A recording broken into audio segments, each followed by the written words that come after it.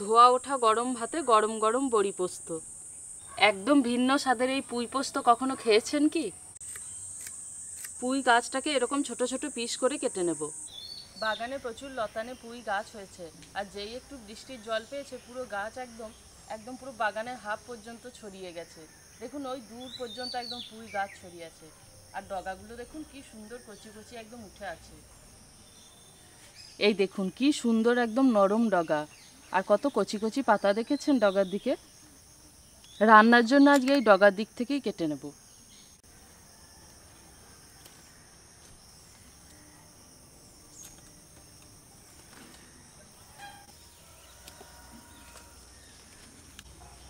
আর এরকম নরম পুঁই শাক খেতে তো বেশ ভালো লাগে, যতটা কেটে নিয়েছি তাতেই আজকে রান্নাটা হয়ে যাবে। এবার এই পুঁই গাছগুলোকে আমি কেটে নেব। এমনিতে গাছগুলো আমি ডগার দিক ধরেই কেটেছি, আর তারই মধ্যে যে পাতাগুলো আছে এই নিচের দিকের পাতাগুলো নেব না, একদম যেগুলো নরম পাতা আছে ডগার দিকে সেই পাতাগুলো নেব। আর গাছটাকে কিন্তু একদম ছোট্ট ছোট্ট পিস করে কাটবো, ঠিক এরকম ডাটার পিস রাখবো।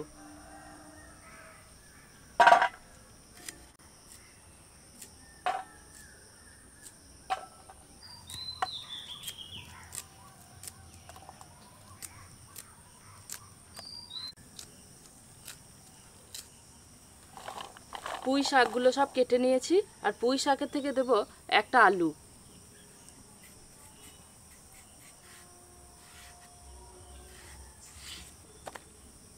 অল্প কিছুর মধ্যে খেতে চাইলে পোস্ত কিন্তু আমাদের প্রায় সকলেরই খুবই পছন্দের হয়। আজকে আমি দুটো পোস্ত তৈরি করে দেখাবো। একটা হচ্ছে পুঁই পোস্ত, পুঁই তো কেটে নিলাম, আর তারই সাথে নিয়েছি বড়ি, বড়ি পোস্ত বানাবো আজকে। আর প্রথমে আমি মশলাটা বেটে নেব।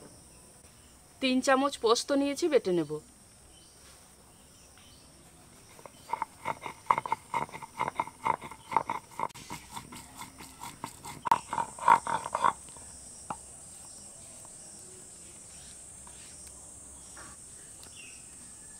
এবার আমি পুঁই পোস্তর মশলাটা বেটে নেব। পোস্ত 1 চা চামচ, সরষে 1 চা চামচ, গোটা জিরে দেব হাফ চা চামচ।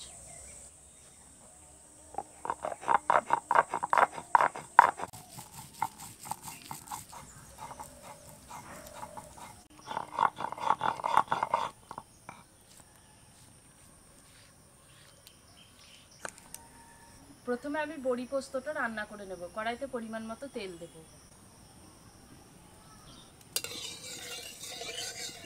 প্রথমে ডালের বড়িগুলো দিয়ে ভেজে নেব। আর বড়ি সবসময় অল্প তাপে ভাজতে হবে, তা না হলে আবার দেওয়ার সাথে সাথে চট করেই পুড়ে যাবে। বড়িগুলো লাল রং ধরে গেছে, এবার তুলে নেব। বড়ি পোস্তর জন্য তেলের মধ্যে দিয়ে দেব কালো জিরে ফোড়ন, 4টে চেরা কাঁচা লঙ্কা দেব।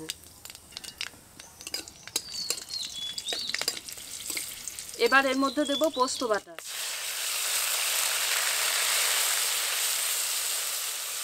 পোস্ত কিন্তু খুব বেশিক্ষণ নাড়লে হবে না, হালকা করে নেড়ে নিয়েছি। এবার স্বাদ মতো লবণ দেব।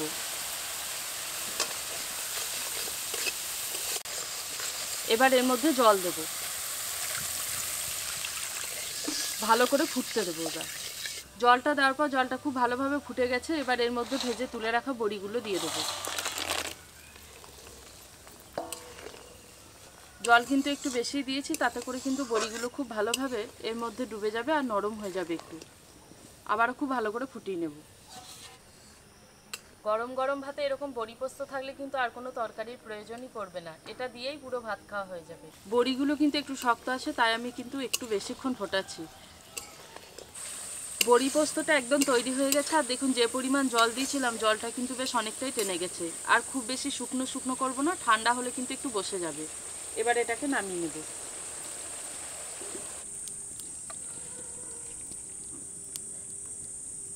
বড়ি পোস্ত তো তৈরি হয়ে গেছে, এবার আমি পুঁই পোস্তটা রান্না করে নেব।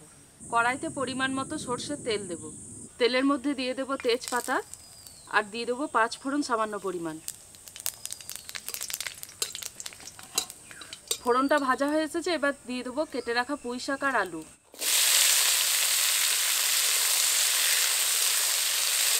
এবার কিছুক্ষণ ভালো করে নেড়ে ছেড়ে নেব, তাহলে পুঁই শাকের যে একটা কাঁচা গন্ধ আছে না, সেটা চলে যাবে। পুঁই শাক কিছুক্ষণ ভালো করে নেড়ে ছেড়ে নিয়েছি। এবার এর মধ্যে দিয়ে দেবো বাটা মশলা, স্বাদ মতো লবণ দেব, আর খুব সামান্য পরিমাণ হলুদের গুঁড়ো দেব, আর দেবো স্বাদ মতো চিনি, 3টে কাঁচা লঙ্কা দেব। এবার ভালো করে নেড়ে ছেড়ে নেব। আর পুঁই পোস্ত কিন্তু রান্না করার সময় খুব বেশি হলুদ হবে না, এরকম একটু সাদাটে থাকবে। সমস্ত মশলাগুলোর সাথে সবজিটাকে ভালো করে নেড়ে নিয়েছি, আর মশলার গন্ধটাও চলে গেছে। এবার এর মধ্যে দিয়ে দেবো পরিমাণ মতো জল।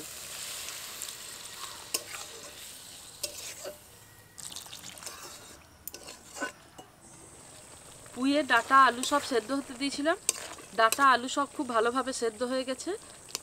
আর দেখুন যে পরিমাণ জল আছে এরকম কিন্তু একটু ছলছলেই থাকবে। এবার এটাকে নামিয়ে নেব। আজকে দুটো রান্না করলাম, দুটোই পোস্ত। একটা হচ্ছে বড়ি পোস্ত আর একটা হচ্ছে পুঁই পোস্ত। দুটো রান্নাই কিন্তু আমার ভীষণ পছন্দের। আপনাদের কেমন লাগলো অতি অবশ্যই জানাবেন কিন্তু। আজকের ভিডিওটা এখানেই শেষ করছি। দেখা হচ্ছে পরের ভিডিওতে নতুন একটা রেসিপির সাথে। সবাই খুব ভালো থাকবেন, সুস্থ থাকবেন, আর পারলে বাড়িতেও একবার তৈরি করে দেখতে পারেন। গরম ভাতে কিন্তু দারুণ লাগবে।